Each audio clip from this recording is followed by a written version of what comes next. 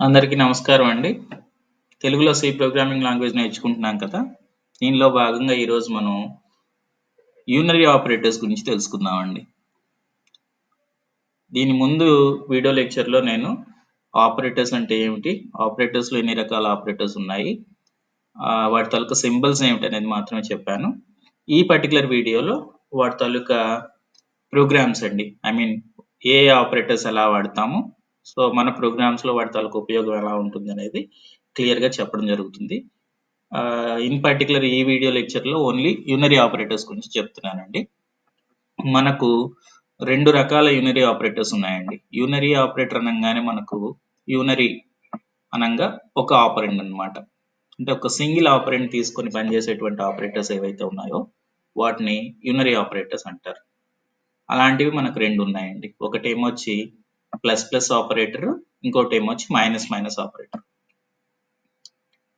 ఈ plus plus ఆపరేటర్‌ని మనం ఇంక్రిమెంట్ ఆపరేటర్ అంటాం. అలానే మైనస్ మైనస్ ఆపరేటర్ నేమ్ వచ్చి డిక్రిమెంట్ ఆపరేటర్ అంటాం. ఈ ఇంక్రిమెంట్ ఆపరేటర్, డిక్రిమెంట్ ఆపరేటర్స్ ఎలా పనిచేస్తాయంటే మీరు ఏదైనా ఒక వాల్యూ తీసుకొని ఏకి ఒక వాల్యూ ఇస్తున్నానండి. ఏకి 8 అనే వాల్యూ ఇచ్చాను నేను. మీరు ఏ ప్లస్ ప్లస్ అన్నారనుకోండి, దీని వాల్యూ ఏమొచ్చి 8 ప్లస్ 1 అవుతుంది అనమాట. అంటే ఒక ఒక నెంబర్ పెరుగుతుంది. 8 ప్లస్ 1 ఓకే, అంటే 9 అవుతుంది అనమాట. అంటే దాని తాలూకా వాల్యూ ఒకటి పెరుగుతుంది అనమాట. ఏదైనా ఒక నెంబర్ తీసుకొని మీరు దానికి ఇంక్రిమెంట్ ఆపరేటర్ కనుక వాడితే దాని తాలూకా వాల్యూ ఒకటి పెరగడం జరుగుతుంది. అలానే మైనస్ మైనస్ దేనికంటే డిక్రిమెంట్ చేయడం కోసం. మీరు మైనస్ మైనస్ ఏ అని ఇచ్చారనుకోండి, అప్పుడు దీని వాల్యూ ఏమవుతుందంటే ఎర్లియర్ 9 కదా, దీనికి ముందు స్టేట్మెంట్లో ఏ తాలూకా వాల్యూ 9 అయింది. సో 9 మైనస్ 1 ఏమొచ్చి 8 అనమాట. ఇప్పుడు ఏ వాల్యూ 8 అయిపోతుంది ఒకటి డిక్రిమెంట్ చేస్తే. సో ఈ పర్పస్లో మనం ఏదైనా ఒక వాల్యూని ఇంక్రిమెంట్ చేయాలి లేదా ఒక వాల్యూని డిక్రిమెంట్ చేయాలంటే సింపుల్ షార్ట్ హ్యాండ్ నోటేషన్లో ఏ ప్లస్ ప్లస్ కానీ లేదా మైనస్ మైనస్ ఏ కానీ వాడతామండి మనం. సో దీన్నే మనం నార్మల్గా చేయాలి, ఒక వాల్యూకి ఒకటి యాడ్ చేయాలి అంటే కనుక జనరల్గా మనం ఏ గోస్ టు ఏ ప్లస్ 1 అనేటువంటి ఒక స్టేట్మెంట్ రాయాల్సి ఉంటుంది. దీనికి షార్ట్ హ్యాండ్ నోటేషనే ఈ ఏ ప్లస్ ప్లస్. ఓకే, సో ఇక్కడ మనం ఇలా రాసే బదులుగా ఏ గోస్ టు ఏ ప్లస్ 1 అని రాసే బదులుగా ఏ ప్లస్ ప్లస్ కానీ లేదు అనుకుంటే సమ్ టైమ్స్ మనం ఏం చేస్తామంటే ప్లస్ ప్లస్ ఏ కూడా వాడతామండి. అంటే ఈ ఆపరేటర్ అనేది ఆపరెండ్ తర్వాత కానీ లేదా ఆపరెండ్కు ముందు కానీ రావచ్చు. ఓకే, ఆపరేటర్ అనేది ఆపరెండ్ తర్వాత వచ్చింది అనుకోండి, అంటే ఇలా ఏ తర్వాత ఆపరేటర్ వచ్చింది, దీన్ని మనం ఏమంటామంటే ఈ ఫామ్ ని మనం పోస్ట్ ఇంక్రిమెంట్ అంటామండి. Post increment.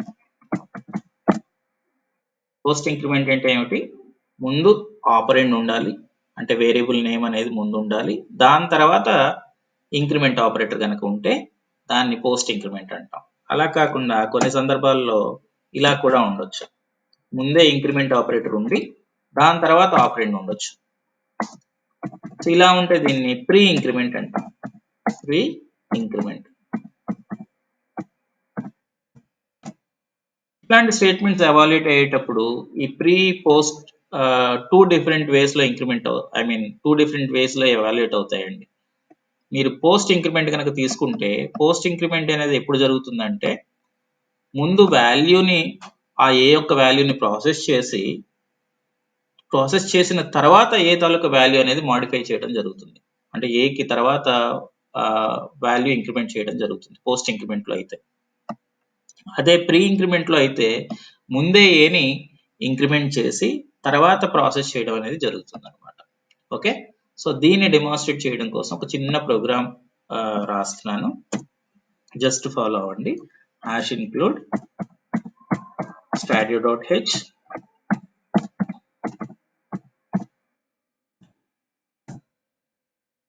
int main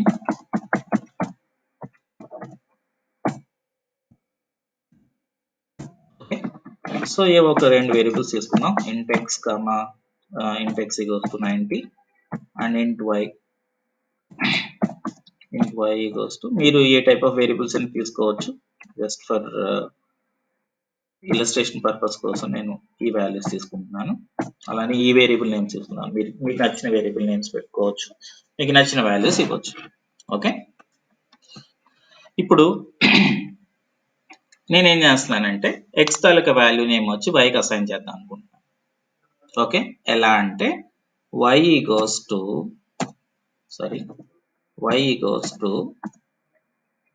x plus plus. Okay, so మీరు ఇక్కడ అబ్జర్వ్ చేసినట్లయితే ఏం చేశాను, x తాలూకా వాల్యూని ఇంక్రిమెంట్ చేసి yకి అసైన్ చేద్దామని అనుకున్నాను. బట్ నేను ఇక్కడ పోస్ట్ ఇంక్రిమెంట్ని వాడాను. పోస్ట్ ఇంక్రిమెంట్ వాడినప్పుడు ఏమవుతుంది అంటే ప్రీవియస్ x వాల్యూ అనేది యాజ్ ఇట్ ఈస్ గా yకి అసైన్ అవుతుందండి. అసైన్ అయిన తర్వాత x తాలూకా వాల్యూ అనేది ఇంక్రిమెంట్ అవుతుంది. అంటే అసైన్మెంట్ కు ముందు x తాలూకా వాల్యూ అనేది ఇంక్రిమెంట్ కాదు. సో ఇది మీరు బాగా గుర్తుపెట్టుకోవాలి. ఓకే, అంటే ఇప్పుడు x వాల్యూ ఏముంది ఇక్కడ, 7th స్టేట్మెంట్ లో x వాల్యూని మనం 90కి ఇనిషియలైజ్ చేసాం, 90. ఈ 90 yకి అసైన్ అవుతుంది. y వాల్యూ ఆల్రెడీ 50 ఉంది కదా, ఈ 50 ఓవర్ రైడ్ అయిపోతుంది అనమాట. ఈ సబ్సిక్వెంట్ స్టేట్మెంట్ లో ఈ వాల్యూ వేరియబుల్ నేమ్ కాబట్టి ఆ వేరియబుల్ తాలూకా వాల్యూ అనేది వేరీ అవుతూ ఉంటుంది. 9th స్టేట్మెంట్ లో వేరీ అయింది. ఓకే, x వాల్యూని yకి అసైన్ చేశాం కాబట్టి ఇది 90 అయిపోతుంది. ఇప్పుడు మీరు ఒక ప్రింట్ఎఫ్ స్టేట్మెంట్ రాశారనుకోండి, ఇక్కడ x అండ్ y వాల్యూస్ ని ప్రింట్ చేయడానికి కోసం ఒక ప్రింట్ఎఫ్ స్టేట్మెంట్ రాస్తున్నాను. Printf x equals to %d and y equals to %d small d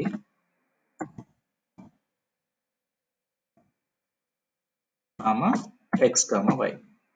ఏం లేదండి, జస్ట్ x వాల్యూ ఏంటో y వాల్యూ ఏంటో ప్రెడిక్ట్ చేయడం కోసం అని ఒక ప్రింట్ఎఫ్ స్టేట్మెంట్ రాశాను. రిటర్న్ 0. సో ఒకసారి రన్ చేసి చూద్దాం. మనకు అంటే నేను చెప్పిన ప్రకారం అయితే పోస్ట్ ఇంక్రిమెంట్ కాబట్టి x అండ్ y వాల్యూస్ అనేవి ఏం ప్రింట్ కావాలి మనకు, x వాల్యూ ఏమొచ్చి y వాల్యూ ఏమొచ్చి మనకు 90 ప్రింట్ కావాలి, x వాల్యూ ఏమొచ్చి 91 ప్రింట్ కావాలి. ఎందుకంటే ఈ స్టేట్మెంట్ తర్వాత x తాలూకా వాల్యూ అనేది ఇంక్రిమెంట్ అవుతుంది. ఓకే, సో x వాల్యూ 91 రావాలి అండ్ y వాల్యూ మాత్రం 90 రావాలి. ఎందుకంటే y goes to x అనేది మనం 9th స్టేట్మెంట్ లో 9th లైన్ లో x తాలూకా వాల్యూని yకి అసైన్ చేసాం. ఓకే, అప్పటికి x వాల్యూ ఏమిటి, 90, కాబట్టి y వాల్యూ కూడా 90 అవుతుంది. దాని తర్వాత స్టేట్మెంట్ లో మాత్రం x వాల్యూ అనేది ఇంక్రిమెంట్ చేయడం జరిగింది కాబట్టి x వాల్యూ 91 అవుతుంది. సో నెక్స్ట్ స్టేట్మెంట్ లో మనం x వాల్యూ అలానే y వాల్యూని ప్రింట్ చేస్తున్నాం. ఒకసారి చూద్దామండి అవుట్పుట్ ఏమొస్తుందో. x వాల్యూ 91 రావాలి అండ్ y వాల్యూ 90 రావాలి. సో మీరు ఇక్కడ చూసినట్లయితే x value is 91 and y value is 90. Okay, so ఇది పోస్ట్ ఇంక్రిమెంట్ అండి. పోస్ట్ ఇంక్రిమెంట్ అంటే ఏమవుతుంది, ముందు అసైన్మెంట్ జరిగిపోయి తర్వాత ఆ వాల్యూ అనేది ఇంక్రీజ్ చేయడం జరుగుతుంది. అలా కాకుండా పోస్ట్ ఇంక్రిమెంట్ బదులుగా నేను ప్రీ ఇంక్రిమెంట్ వాడుతున్నాను ఇక్కడ. అంటే x కు ముందు ప్లస్ ప్లస్ ఉందనుకోండి. Now this is different. Okay, so ఇందాక దానికి దీనికి చాలా తేడా ఉంది.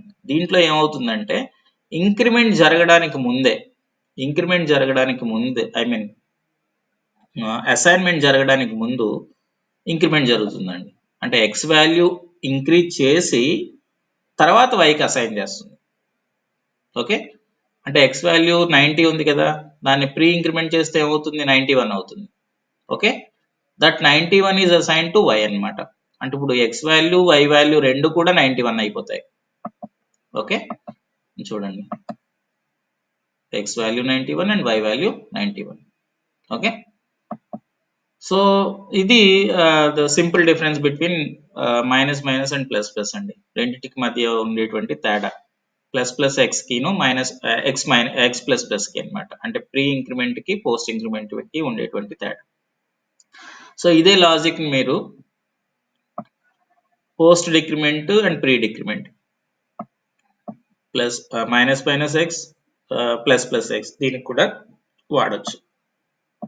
సో జనరల్గా మనకు ఇంటర్వ్యూస్ లేదా కొన్ని కాంపిటేటివ్ ఎగ్జామినేషన్స్ లో ఇలా వస్తుందండి.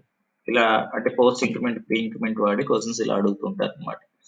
y goes to say plus plus X అంటే combination of unary and binary operators తో మీకు క్వశ్చన్స్ రావచ్చు అనమాట. Plus plus X plus y plus plus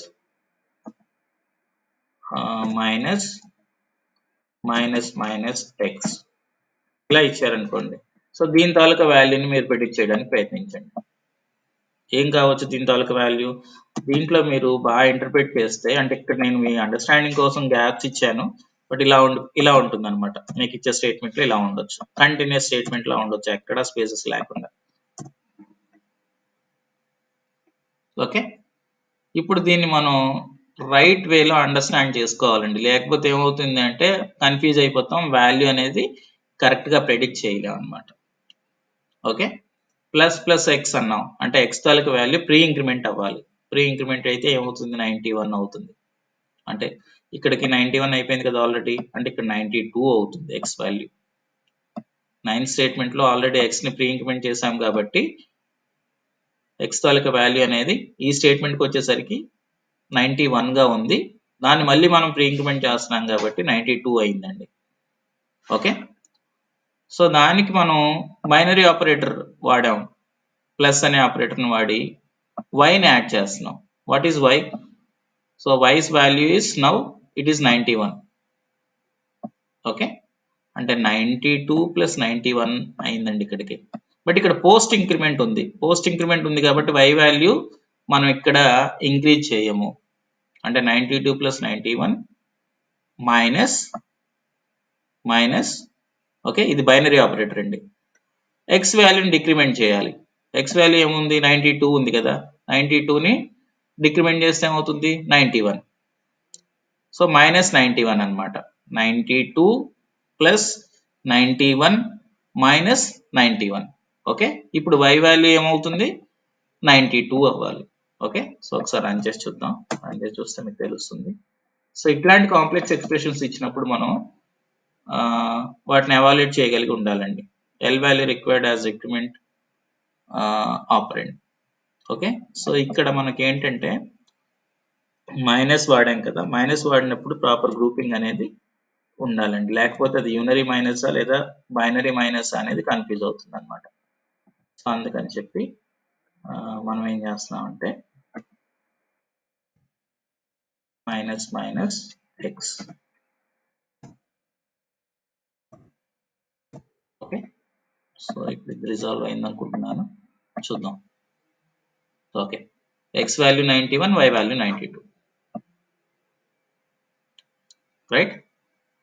so ఇట్లా ఒక టిపికల్ కాంప్లెక్స్ ఎక్స్ప్రెషన్ ఇచ్చినప్పుడు పోస్ట్ ఇంక్రిమెంట్ ప్రీ ఇంక్రిమెంట్ అలానే బైనరీ ఆపరేటర్స్ ఇన్వాల్వ్ అయి ఉన్నప్పుడు మీరు దాన్ని ఎవాల్యుయేట్ ఎలా చేయాలనేది, అంటే ఆపరేటర్ ఎవల్యూషన్ కూడా, అంటే ఆర్డర్ ఆఫ్ ఎవల్యూషన్ అనేది తెలియాలండి మనకు. ఆర్డర్ ఆఫ్ ఎవల్యూషన్ గురించి అన్ని ఆపరేటర్స్ అయిన తర్వాత వాటి తాలూకా ప్రయారిటీస్, అలానే ప్రెసిడెన్స్ లెవెల్స్, అసోసియేటివిటీ లెవెల్స్ అని ఉంటాయండి. సో వాటి గురించి మనం డిస్కస్ చేద్దాం. ఓకే, సో ఈ వీడియో మీకు నచ్చిందని అనుకుంటున్నాను. సో దీనిలో మీరు ఏమైనా నేర్చుకున్నట్లయితే మీ ఫ్రెండ్స్ కూడా షేర్ చేయండి. అలానే నా ఛానల్ సబ్స్క్రైబ్ చేసుకోండి. ఇంకా నెక్స్ట్ లెక్చర్లోనేమో వచ్చి బైనరీ ఆపరేటర్స్ తాలూకా డెమో చెప్పడం జరుగుతుందండి. Thank you for watching.